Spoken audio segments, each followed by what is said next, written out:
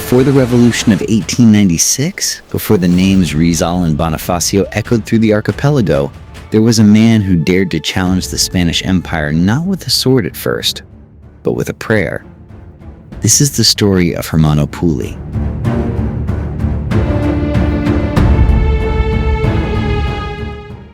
Born as Apolinario de la Cruz, Hermano Pule was a deeply religious man. He dreamed of becoming a priest.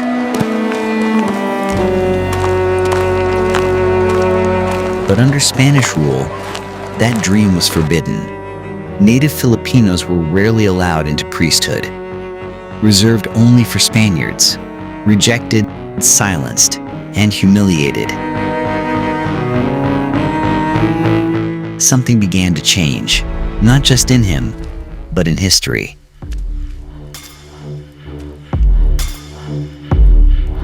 In the shadows of oppression, he created something dangerous. The Cofradia de San Jose, a brotherhood for Filipinos. No Spaniards allowed. It spread quietly, town to town, like a whisper carried by the wind. They prayed together, lived together, and believed they were chosen. The Spanish authorities remained unaware of the Cofradia de San Jose until 1840, though Filipino priests had already noticed its growing presence near Mount Banahao years earlier. Suspicion soon turned into accusation. Local friars began claiming that the Brotherhood was engaging in heretical practices. Masses were stopped and members were persecuted.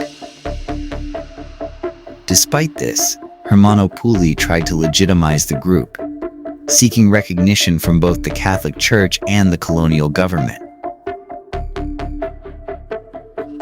But every request was denied or ignored.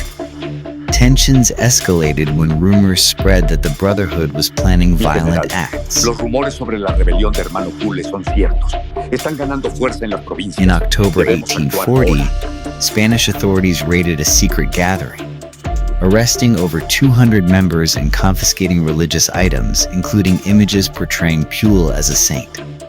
Although the prisoners were later released, the message was clear. The Cofradia was now under watch. By 1841, the situation had worsened.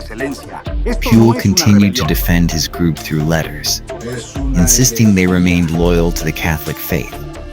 But the Spanish Governor-General, Marcelino de Lecumberri, saw something more dangerous. A growing movement that excluded Spaniards. To him, this was no longer just religion, but a possible rebellion. In July 1841, the Cofradia was officially outlawed.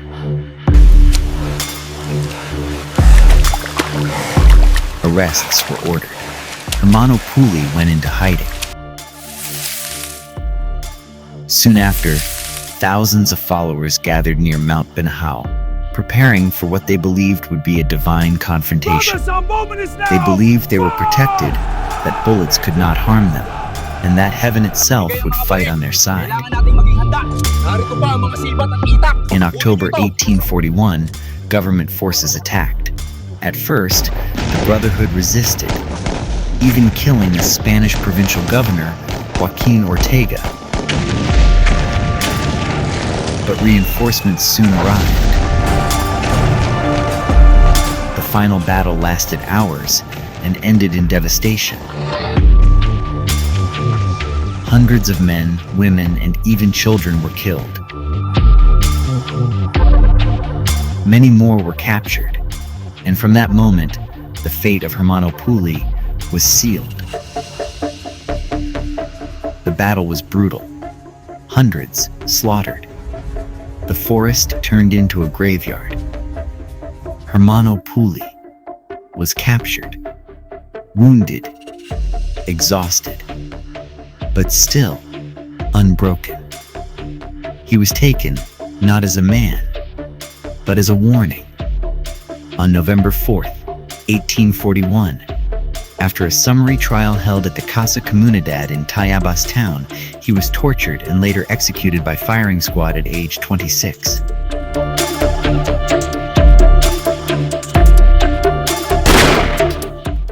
The Spanish authorities had his body quartered.